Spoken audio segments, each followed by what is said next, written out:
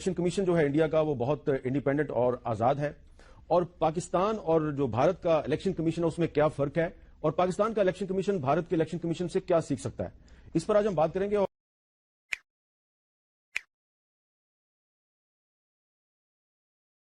شاہ صاحب، انڈیا میں 1982 میں الیکٹرانک ووٹنگ سسٹم آ گیا، پاکستان میں 2015 میں بھی نہیں آ سکا۔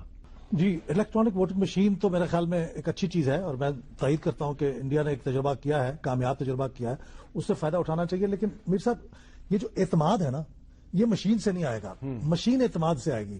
دیکھیے، اگر اعتماد نہیں ہے تو لوگ یہ سوچیں گے کہ مشین کے اندر بھی ہم نے کوئی ایسا پروگرامنگ کر دی ہے، اس کے اندر چپ بدل دی ہے۔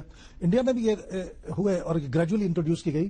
تو میرے خیال میں یہ جو اعتماد سازی کا کام ہے، یہ ہے بنیادی طور پہ۔ اگر اعتماد سازی ہو جائے گی تو دنیا میں بہت سے ملکوں میں پیپر کے اوپر ہوتا ہے، وہ لوگ اس کو ایکسپٹ کرتے ہیں۔ ہمارے ہاں پیپر سے بھی ہوتا ہے، ہمارے ہاں کمپیوٹرائزڈ الیکٹرل رولز بھی بن گئے ہیں، اس کے اوپر تصویریں بھی ہیں۔ اس کے باوجود آپ دیکھیے دونوں پارٹیوں کی مشاورت سے چیف الیکشن کمشنر بھی مقرر ہو گیا ہے، لیکن ہم مان کے نہیں دے رہے۔ تو میرے خیال میں ہماری سیاسی جماعتوں کو کچھ اعتماد کسی حد تک کرنا بھی سیکھنا چاہیے، یہ بھی ایک بات اہم ہے۔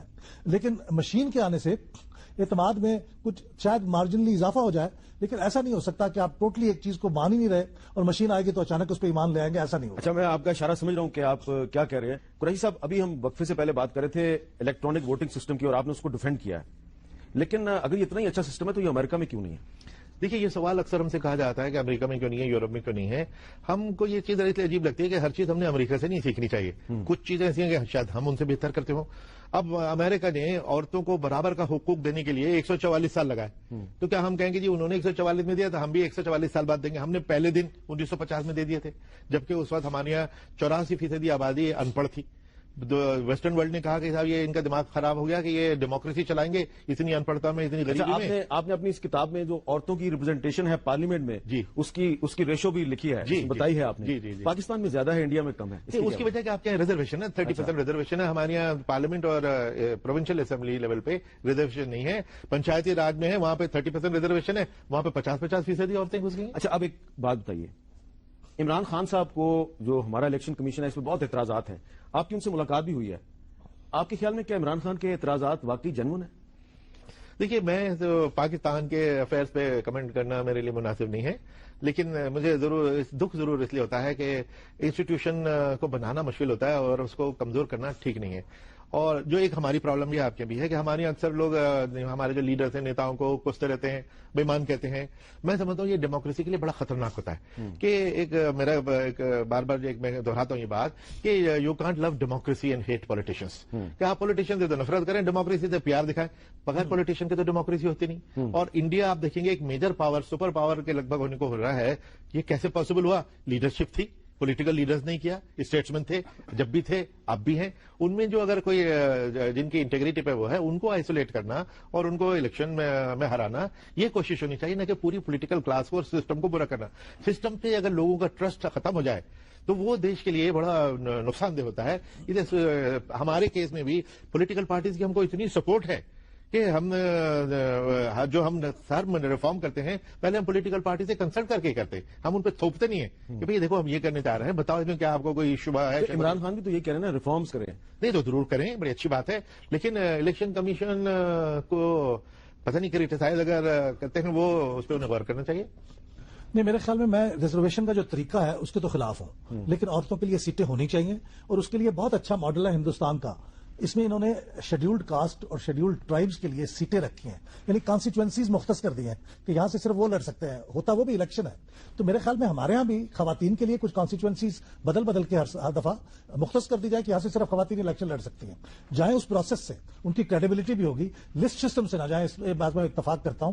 لیکن عورتیں بھی اس قابل نہیں ہیں کہ وہ اس طرح مردوں کے مقابلے میں کمپیٹ کر سکیں اور ایکول فوٹنگ پہ الیکشن لڑ سکیں، تو ان کے لیے میرے خیال ابھی تک سیٹیں کانسٹیچوئنسیز ریزرو کر دینی چاہیے۔ اچھا قریشی صاحب، ایک بات یہ بتائیے کہ آپ کے الیکشن لاز میں اور آپ کی کانسٹیٹیوشن میں کیا کوئی فورن سٹیزن، کوئی غیر ملکی شہری الیکشن لڑ سکتا ہے؟ نہیں لڑ سکتا، سٹیزن ہونا ضروری ہے، بیسک کوالیفیکیشن ہے، سٹیزن ہو اور 18 سال کا ہو۔ ڈوئل نیشنل بھی الیکشن نہیں لڑ سکتا؟ نہ، ڈوئل نیشنل تو انڈیا میں ہے ہی نہیں۔ اچھا، انڈیا میں نہیں ہے، اور وہ ووٹ بھی نہیں ڈال سکتے جو انڈینز انڈیا سے باہر ہیں، امریکہ میں؟ وہ پچھلے 5 سال سے پہلے سے ان کو یہ پاور دے دی گئی ہے کہ وہ ووٹ ڈال سکتے ہیں، لیکن جو اب تک پاور تھی وہ تھوڑی کم تھی، اب اس کو بڑھایا جا رہا ہے.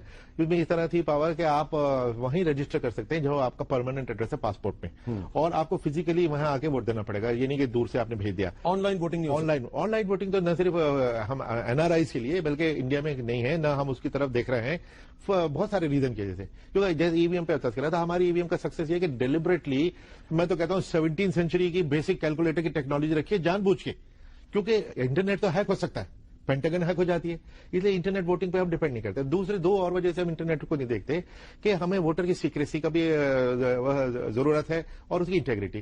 اگر انٹرنیٹ ووٹنگ کر دیا، آپ کے گھر پہ آگے کوئی بندوق رکھ کے مجھے ووٹ دو میرے سامنے، آپ کو تو پروٹیکشن ہم نہیں دے سکتے. یا یہ کہ پیسے لو اور میرے سامنے ووٹ دو، یا میں ہی بٹن دباؤں گا، تو وہ انٹیگریٹی گارڈ نہیں کر سکتے.